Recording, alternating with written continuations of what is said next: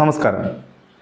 മുനമ്പം സമരം ഏതാണ്ട് അവസാനിപ്പിക്കും. വഖഫ് ഭേദഗതി നിയമം പാസ്സാകുന്നതോടെ മുനമ്പത്തെ ആളുകൾക്ക് സമരം നടത്തേണ്ടി വരില്ല, സമരം പിൻവലിക്കാൻ കഴിയുമെന്നൊക്കെ വലിയ വാഗ്ദാനമാണ് സംസ്ഥാനത്തെ BJP നേതാക്കൾ ഓരോ ദിവസവും നൽകിക്കൊണ്ടിരുന്നത്.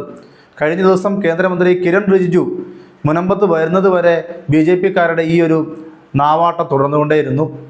തങ്ങൾ ഈ ഒരു വഖഫ് ഭേദഗതി ബിൽ പാസ്സാക്കിയതോടെ മുനമ്പത്തെ പ്രശ്നം എല്ലാം അവസാനിച്ചു എന്നൊരു നിലപാടായിരുന്നു സംസ്ഥാനത്തെ BJP നേതാക്കൾ ഒന്നടങ്കം സ്വീകരിച്ചത്.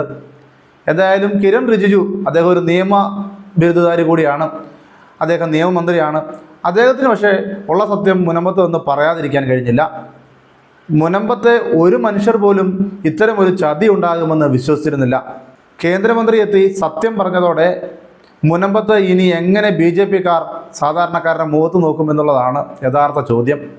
ഈ BJPക്കാർ പറയുന്ന ഓരോ ദിവസവും പറഞ്ഞ കാര്യങ്ങൾ തൊണ്ടതൊടാകെ വിഴുങ്ങിയ പാവപ്പെട്ട ആളുകളെ അവരെ എന്തിനാണ് ഇങ്ങനെ ചതിച്ചത്?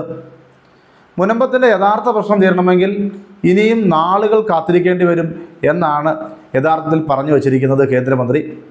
അദ്ദേഹം പറഞ്ഞതിൽ വാസ്തവമുണ്ടെന്ന് തന്നെയാണ് നാം മനസ്സിലാക്കേണ്ടത്.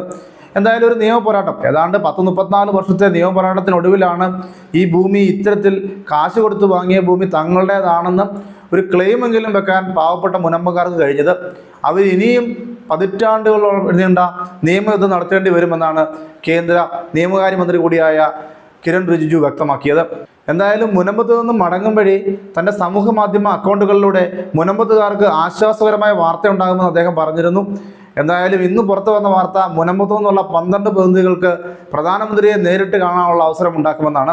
എന്തായാലും പ്രധാനമന്ത്രിയെ നേരിട്ട് കണ്ടിട്ടൊന്നും കാര്യമില്ല. പ്രധാനമന്ത്രിയോട് നൽകേണ്ട ഉറപ്പ് അദ്ദേഹം പല ഉറപ്പും പണ്ട് നൽകിയിട്ടുണ്ട്. ആ വാഗ്ദാനങ്ങളൊന്നും പാലിച്ചിട്ടുമില്ല. അങ്ങനെയാണെങ്കിൽ എൻ്റെയും നിങ്ങളുടെയൊക്കെ അക്കൗണ്ടിൽ ഏതാണ്ട് 15 ലക്ഷം രൂപയൊക്കെ വന്നേനെ. എന്തായാലും അത്തരമുള്ളൊരു വാഗ്ദാനം ഇനി ഈ പാവപ്പെട്ട മുനമ്പംകാർക്ക് പ്രധാനമന്ത്രി കൊടുക്കരുത്. നടപ്പാക്കാൻ പറ്റുന്ന കാര്യമാണെങ്കിൽ മാത്രമേ പറയാവൂ. എന്തായാലും മുനമ്പംകാർ അവരുടെ സമരം ഇതുകൊണ്ടൊന്നും നിർത്താൻ പോകുന്നില്ല. സമരത്തിൻ്റെ തീച്ചൂളയിൽ വളർന്നു വന്നവരാണ് അവർ. തങ്ങളുടെ കിടപ്പാടത്തിന് വേണ്ടി ഏതറ്റം വരെ പോകാൻ അവർ തയ്യാറാണ്.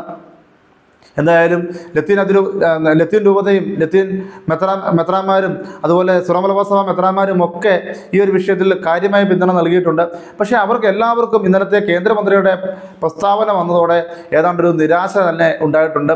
ഈ ഒരു വിഷയം വഖഫ് ഭേദഗതി ബിൽ പാസ്സാകുന്നതോടെ, നിയമമാകുന്നതോടെ മുനമ്പത്തെ പ്രശ്നം അവസാനിക്കുമെന്നുള്ള ഈ പ്രധാനമന്ത്രിയുടെയും BJP നേതാക്കളുടെ എല്ലാം വാക്കിൽ വിശ്വസിച്ച ഒരു ജനതയാണിത്.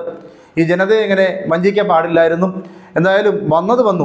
ഇനി ഇവർക്കൊപ്പം നിയമ പോരാട്ടത്തിന് മുന്നോട്ട് പോകാൻ എല്ലാ സഹായവും ചെയ്തു കൊടുക്കുക എന്നുള്ളതാണ് കേന്ദ്ര സർക്കാർ ചെയ്യേണ്ടത്. അതിനിടെ പന്ത് കേരള സർക്കാരിൻ്റെ കോർട്ടിലാണ്. സംസ്ഥാന സർക്കാരിന് ഇക്കാര്യത്തിൽ പല കാര്യങ്ങളും ചെയ്യാനുണ്ട്.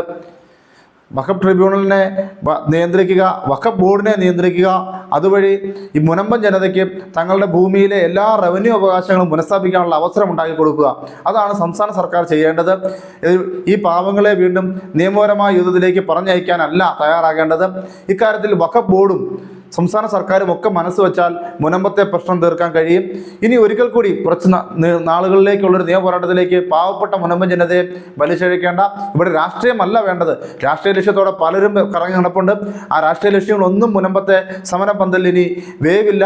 അതുകൊണ്ട് തന്നെ മുനമ്പം ജനതയ്ക്ക് കാര്യങ്ങളൊക്കെ കൃത്യമായി അറിയാം. അവർ കൃത്യമായ നിലപാട് തന്നെയാണ് സ്വീകരിച്ചിരിക്കുന്നത്.